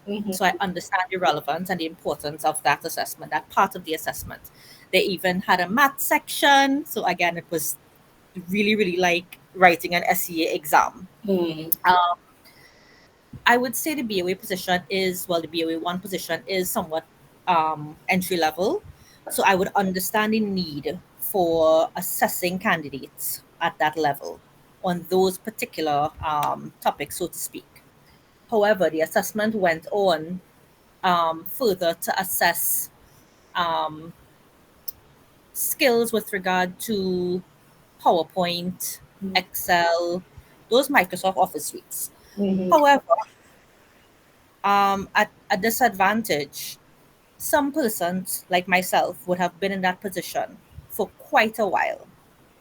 And you don't have to have any experience, you just have to have your basic CXC passes and whatnot. You must have maths, you must have English.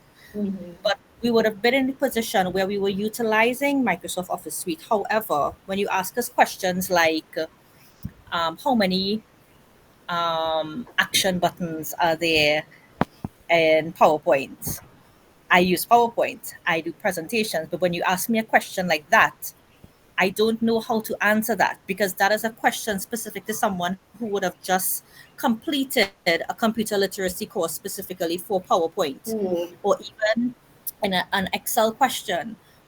Again, they ask you things like shortcuts. So in order to prepare for such an assessment, I would have, of course, gone onto YouTube and looked for. I think it's available on LinkedIn as well. There are assessments on LinkedIn specific to Microsoft Office that you can answer to more or less build your profile. But in order to answer those questions, again, I am someone, I've had close to 10 years experience in admin. I utilize Microsoft Office. However, the type of questions that you would have asked in the assessment, I'm not familiar with, because it's that specific. And I think it targets a population that is fresh, a younger population that's fresh out of, let's say, secondary school. But you're Mm-hmm. also looking for persons who have experience. Now, the persons with the experience, they can't answer those questions because my shortcuts, the shortcuts I'm accustomed to using and getting the job done, you're not asking me questions on that. You're asking me on questions that, I can't answer because I'm not fresh out of a computer literacy course. So how are candidates supposed to maneuver their way around those type of assessments? Yeah. Yeah. I think Um, it works at a disadvantage. It puts candidates at a disadvantage. I agree. I agree. The process doesn't seem to fit the position that they are recruiting for, and It's very not unnecessary. practical. Yeah, it's Mm. not practical. Yeah, I hear a lot about it, and organizations who call people back for so many levels of interviews. I find some organizations make the process so very grueling. Mm-hmm. It's really off-putting.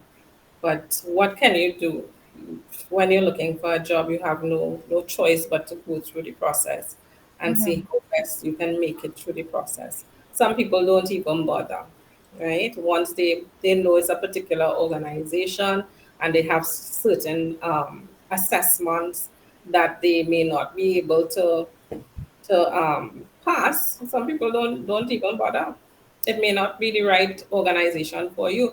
What some organizations do, they try to eliminate certain people, right? They have a certain mold of the persons who they want to hire, and they try to eliminate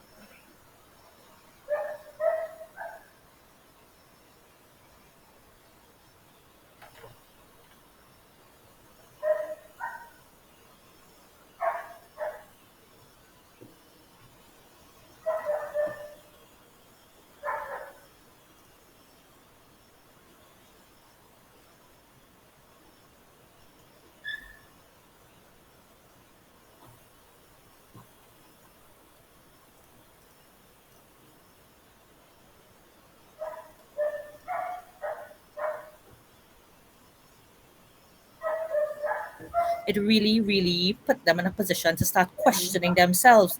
Do I need to go and now do an updated computer literacy course just to get these jobs, because at the end of the day, some people are just looking for Yeah, a job, I you know? totally get it. And I've been there. I mean, I have been there.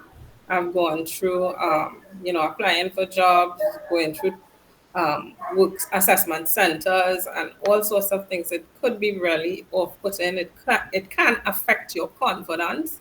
Plus, people have different strengths, right? And your ability to pass those type of assessments doesn't mean that you cannot perform on the job. Exactly. But some organizations, that is what they choose to do. That's what they choose to do, unfortunately. Okay. Thank you. Yeah. So Shiba, ma'am, how we going with time and how do you want to approach it going forward? I think we really had a nice session tonight. I know you've been talking nonstop since, and you didn't get a break, which is good because we got some valuable inputs and valuable feedback from you as well as the audience here tonight. So I'm not sure because the other two persons that was supposed to be on, one was sick as I told you, and the other one still stuck in traffic because it has some bad weather up that side tonight, and I'm experiencing some slow Mm-hmm. downs with my network too. Okay. It's just a few more. So if you all are, give me a show of hands if you all are ready to leave. If you're bored by now, or I think it has about six more questions here. What do you want to do? Show me by your hands. You want to stay on for about 15 minutes again? Yeah, you could do till 9 or till 9:15. All right. Right? 9:30? Yeah. All right. Okay, so let's go Everybody wants to stay. again. You get some good feedback here. Okay, good. What are good questions to ask in an interview? I think I touched on that. The notes that I have here is, can you tell me more about your company culture and values? Um, what are the key priorities for this role in 3 to 6 months? Um, can you provide more information about the company's long-term goals and vision? Now, that is a very important question. Tell me about the company's vision. Where do you see yourself? What are you all working towards? What are some of the challenges that you all have? Right? When you ask these questions, it shows the employer that you have a strategic mind, you're thinking ahead, you want to know about the company, how successful they are, and you are really interviewing them as well, right? How would you describe the team dynamics in the organization? Right? And all these things you should have some little insights on beforehand, and marry your insights with what the panel tells you, and that will help you make a decision on whether you want to join that organization. What makes your resume truly stands out? My notes on that is a simple but attractive formatting, a lot of white space, right? Professional font. Um,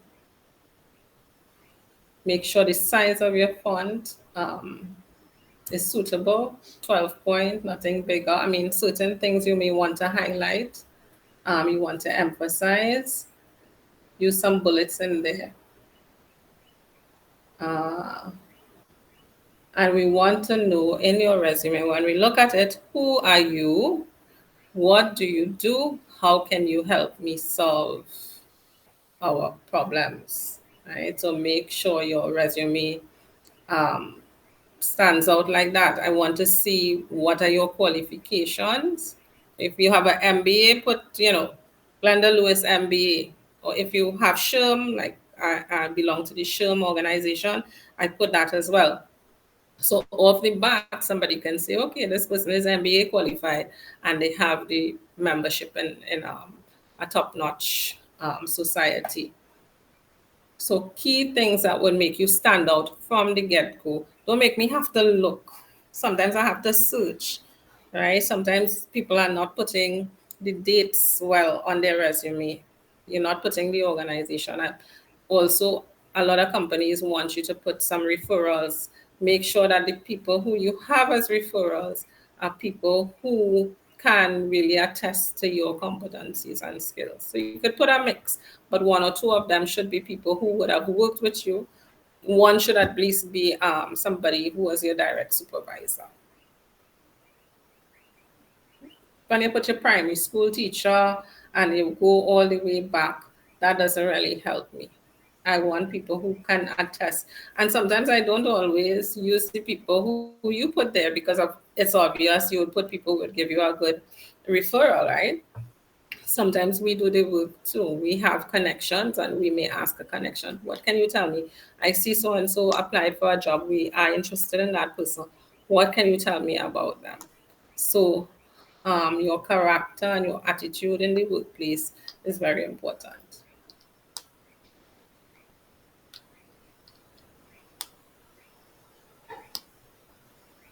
Somebody asked, is an MBA with the investment? It depends. It depends. Um, Everybody's journey is different. If you are in an organization right now and you know that they value higher education, and part of their requirement is that you have um, an MBA or whatever master's degree to get you the next level role, then it makes sense. If you have a degree right now and you think that an MBA or a master's degree um, is probably what you're lacking to get you a job, it may be so, it may not be so. Look at the jobs that are being advertised right now for the positions that you want and see if that's the requirement. If it is a requirement and you feel that that is getting in your way and you can afford it, go ahead and do it. If you can't afford it, um, try to get your foot in the door, right, and get the experience you need. And it's something that you can always do on this side. So it really depends. Some people value more skills, um, skills that can help you stand out in the workplace. There are certain professions, like in our organization, certain professions are very hard to fill, hard to fill roles, we call them. So, like for instance, the pipe stress engineer. There's no school that teaches pipe stress engineering. What they teach is mechanical engineering. And people get pipe stress experience on the job, right?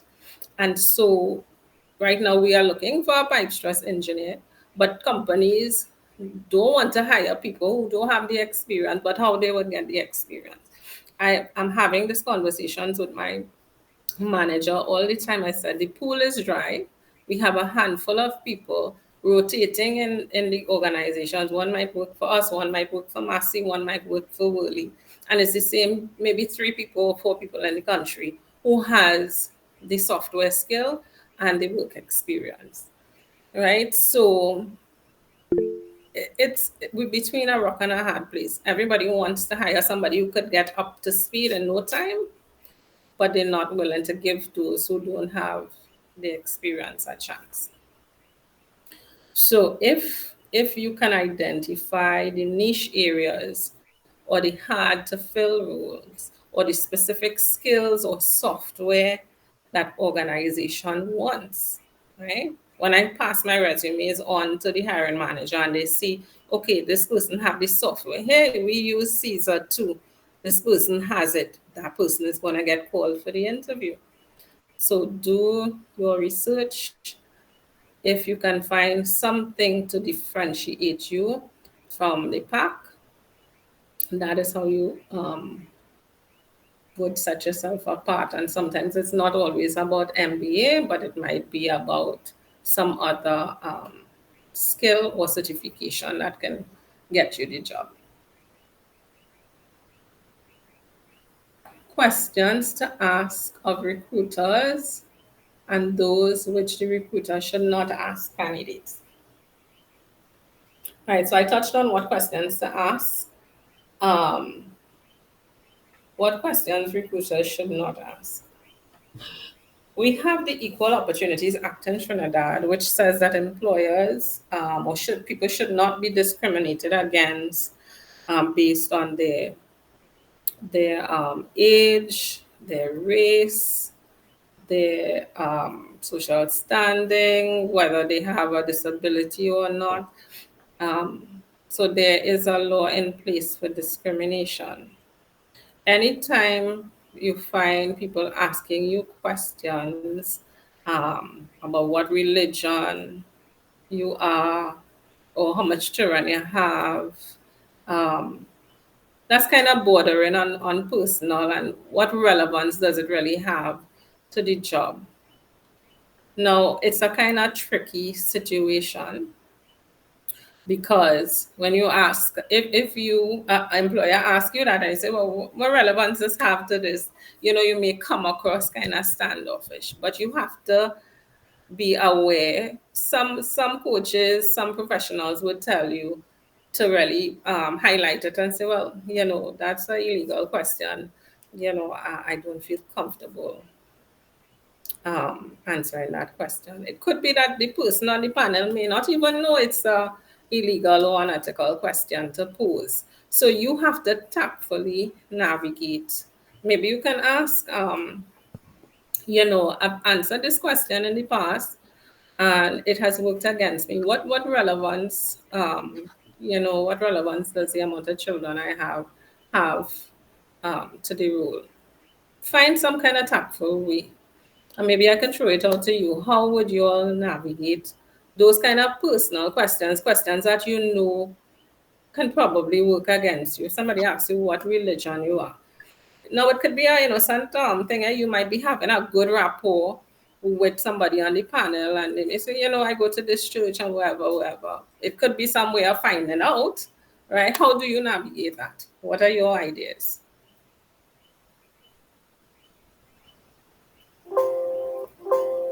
Anybody? Have you ever had a question where you felt uncomfortable in an interview?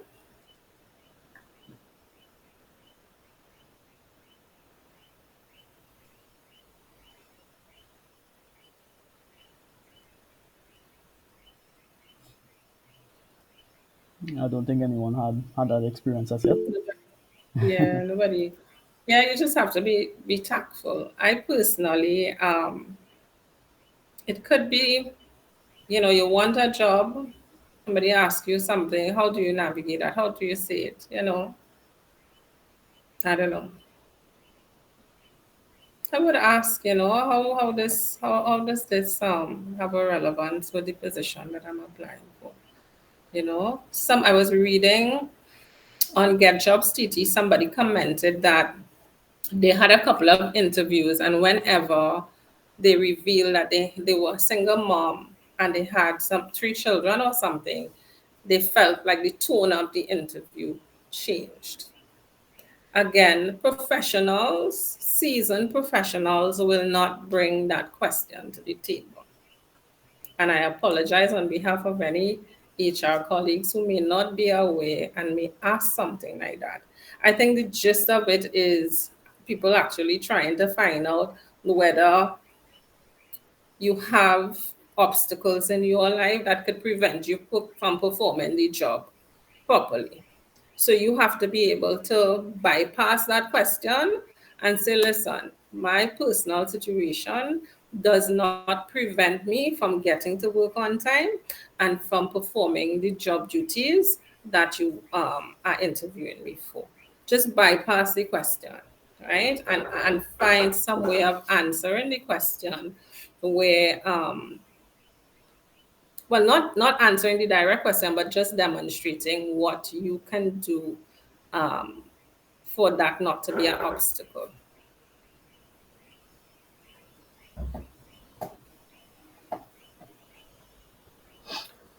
Seek ways to get the experience. How does a job seeker navigate a market that is seeking experienced persons? We touched on that, right? Seek ways to get the experience, volunteer, freelance. People need to be doing, while you are waiting on that dream job, find ways to do something on the side.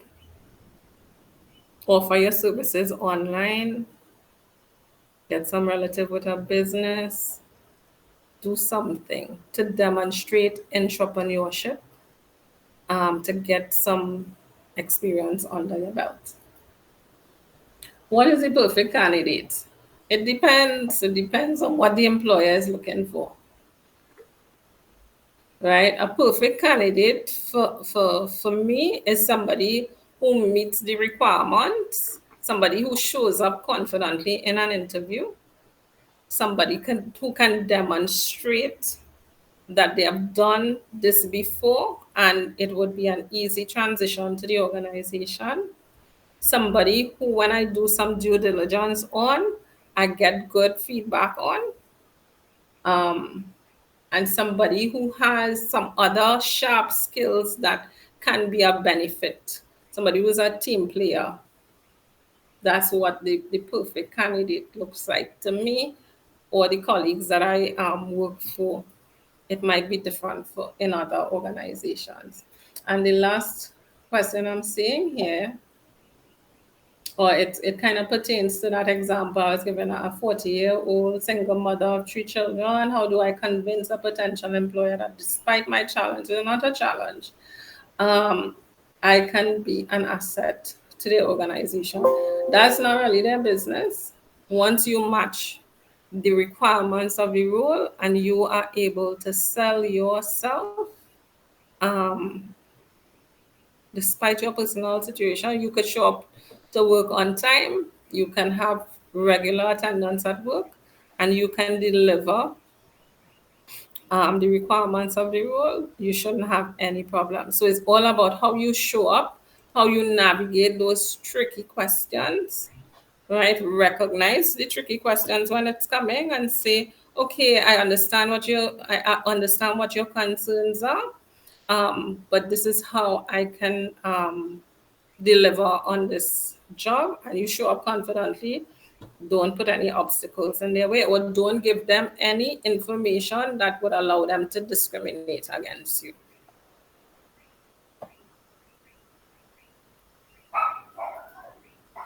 And that's it for the listing of questions that I have here. So I hope I was able to give you some insights. Just continue to be positive. I know the job market is very tough out there, but these strategies and tips that I've given you, continue to work it, right? I'm sure there are friends and family in your network who has good jobs. So find out, start asking people questions, start asking them what they do, um, who connection they know, take notes and take action. And as I said, you can always follow me. I'm preparing to be more active on my Instagram page right now. I also, you can follow me on LinkedIn. You'll send me your Uh, links, and I'll put a post in the group so everybody could yeah. follow you at the same time. All right. So I'll continue to share insights, and if anybody is open for coaching as well, you can let me know. I'm willing to support you to prepare you to land. I cannot promise you that working with me would get you a job, but I can definitely promise that we can prepare better so that you show up better. Exactly. And on that form itself too, you saw that we having a job fair coming up in, well, August, hopefully. So, we saw a list of companies that we should reach out to and all these things. So maybe in the coming weeks we could have more sessions like these to get people prepared for it in that sense. Because some companies that got in touch want to do like on the spot interviews and stuff like that as well. So I think it's going to be a really good opportunity, and that's basically what the community is for: is to help others, find the jobs, find the career path, and just move forward. And that's the main thing, is to help each other. Kanita. Hi, Anita. Hi, on that note, I remembered earlier on when I joined the WhatsApp group that I remembered one person saying that you don't get jobs out of job fairs. So I just want to um, argue that that is untrue. My very first job, I would have gotten shortlisted from attending my very first career fair. I mean, it was a couple years ago, but I just want to throw that out there to other candidates. Show up to these job fairs, put your best foot forward, dress for the part, no jeans and stuff like that. Dress professionally. Go with your resumes, go with your certificates and whatnot. Interact with each of the businesses with the booths. You never know, because I was really taken off guard. I had a random conversation with someone at a booth, and then I think it was maybe just a couple weeks, not even a month later, I got a phone call and I was shortlisted for an interview. And when I showed up to the interview, the person that greeted me was the same person I spoke to at the job fair, who happened to be the HR manager of the company, Yeah. right? Because most of them don't exactly disclose their positions. You think that it's just a representative. You're not thinking to yourself that it's the HR manager or an HR officer attached to the organization, but a um a just a normal employee. So I would like to just offer that piece of advice out there to persons who would be thinking about attending a job fair, that go out there, put your best foot forward, and yeah, it would work in your favor. And I wish it had more job fairs out there. I really, really do wish, because I really don't see any. I would have seen one apart from the one that was held in Sawa recently, that I saw a oh lot of yeah, persons would have had complaints about. I know there was one I was following up on. I was hoping to attend at Cipriani, but I saw they put out a disclaimer that was supposed to be on the 3rd of June, where they didn't actually give permission for the persons to hold a job fair at the school. That the persons would have just reached out to them to inquire if it was possible, and then they started to advertise. So that was a disappointment. But I yeah. really wish that organizations and other companies would embark on hosting more career fairs, especially for the younger generation coming up, because especially in schools as well, because the younger generation, they need that type of guidance, they need that exposure, especially they're trying to figure out, what is my niche, where do I want to go, what do I want to get involved in. I wish in my day that I had that type of guidance as well. It would have helped me a lot in trying to figure out where I wanted to go, where I wanted to be 5, 10 years later out of secondary school, you know. So yeah, that's just my 2 cents. Yeah. and All uh, good points, very good points, Anita. and to build on that as well is the companies that we're reaching out to, we're not just reaching out to them helter skelter for them to come and take pictures and do their quote unquote corporate social responsibility. We want them to have that commitment saying that, okay, we're coming here with open mind. We want to hire at least 5 people. We want to hire at least 2 people that would meet our standards. So the companies that we're going to invite are ones that would actually have an open mind and would actually be actively recruiting. So it's not just to come and take pictures and they're not going to hire nobody just to make up their quote unquote, corporate social responsibility for the year. So that's basically what we want. If they come in for other reasons, we don't want that. We want actual help for these persons. But on that note, thank you very, very much, Glenda. I really appreciate it. This was really, You're really welcome. progressive. You're Anybody? welcome. Yeah, awesome. And I saw some good feedback from the audience tonight, so this is really good. Um, we may do another one again soon, so I'll keep you guys updated on that, and we would organize a suit. Somebody raised their hand So, here. Yeah. Tafisha, go ahead. Sorry, that's an error. Sorry about that. I'm kind Oh, of playing up with the no. Sorry about that.